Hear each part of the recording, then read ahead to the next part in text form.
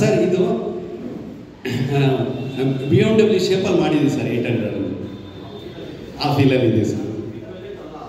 Big budget ಅಲ್ಲ, ಆದರೆ ಆ ಸಬ್ಜೆಕ್ಟಿಗೆ ಏನು ಬೇಕೋ ಅದು ಅಚ್ಚುಕಟ್ಟಾಗಿ ಮಾಡಿದ್ದೀವಿ ಸರ್.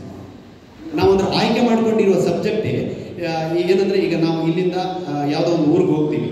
ಆ ಊರಿಗೆ ಹೋಗ್ಬೇಕಾದ್ರೆ ನಮ್ಮ ಹತ್ರ ಎಷ್ಟು ಕಿಲೋಮೀಟ್ರ್ ಇದೆ, ಅದಕ್ಕೆ ತಕ್ಕಷ್ಟು ನಾವು ಫ್ಯೂಲ್ನ ರೆಡಿ ಮಾಡ್ಕೊಂಡಿದ್ದೀವಿ. ನಾವು ಅದಕ್ಕೆ ಆ ಟ್ಯಾಂಕ್ ನಾವು ಡಬ್ಬಲ್ ಇದ್ರೂ ಅದು ಹಾಕೊಂಡಿಲ್ಲ. ನಮಗೆ ಎಷ್ಟು 450 ಕಿಲೋಮೀಟ್ರ್ ಪ್ರಯಾಣ ಇದೆ ಅಂದರೆ 500 ಕಿಲೋಮೀಟ್ರಿಗೆ ನಾವು ಹಾಕೊಂಡಿದ್ದೀವಿ ಸರ್. ಇಷ್ಟೇ ನಮ್ಮ ಶಕ್ತಿ.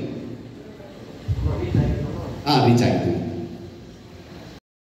ಪಾರಂಪರಿಕ ಒಂದು ಕಲೆಗಳಿಗೆ ಇವತ್ತು ಕೂಡ ಒಂದು ಅತ್ಯಂತ ಹೆಚ್ಚು ಪ್ರಾಮುಖ್ಯತೆ ಇರುವಂಥ ಒಂದು ಪ್ರದೇಶ. ಇವತ್ತು ಕನ್ನಡ ಚಿತ್ರರಂಗ ಇದರಲ್ಲಿ ಒಂದು ರೀತಿಯ ಅನೇಕ ಒಂದು ಸವಾಲುಗಳು ಕೂಡ ಎದುರಿಸ್ತಾ ಇದೆ, ಇಲ್ಲ ಅಂತ ಹೇಳೋದಿಲ್ಲ.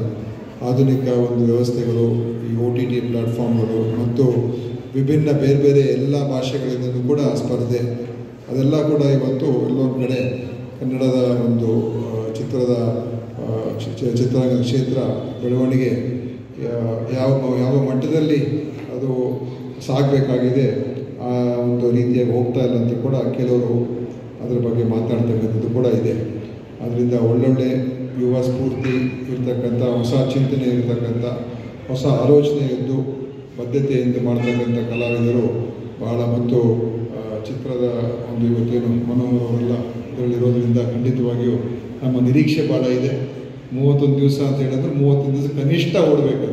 ಅದು ನಂತರ ಎಷ್ಟಾದರೂ ಓಡಲಿ, 31 ಡೇಸ್ ಮಿನಿಮಮ್ ಅದು ಗ್ಯಾರಂಟಿ ಓಡಬೇಕು ಅಂತ ನಾನು ಶುಭವನ್ನು ಹಾರೈಸಿ ಅವರಿಗೆ ಒಳ್ಳೆಯದಾಗಲಿ ಅಂತ ಈ ಸಂದರ್ಭದಲ್ಲಿ ಹೇಳಿ ನನ್ನ ಮಾತನ್ನು ಮುಗಿಸ್ತೇನೆ.